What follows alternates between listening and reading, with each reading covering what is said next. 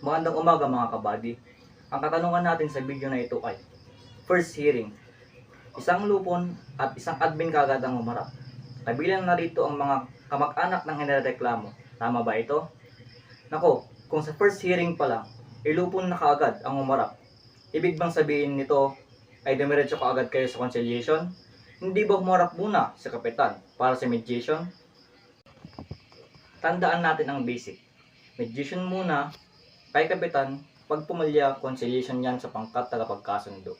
Nakalagay ito sa ating batas. Kapag pumalya ang ating mediation sa harap ng kapitan at ang kanyang barangay secretary at hindi kayo nagkasundo sa loob ng 15 days, dyan palang papasok ang conciliation with the lupon.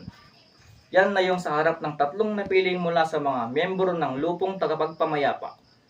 Yang tatlong yan ang tatawagin nating pangkat ng tagapagkasundo. Walang admin dito. Kung sa palagay nyo rin ay mayroon tayong conflict of interest gaya ng relationship o bias sa sino mang membro ng pangkat, pwede nyong hilingin na papalitan ito sa mga natitira pang membro ng lupong tagapagpamayapa.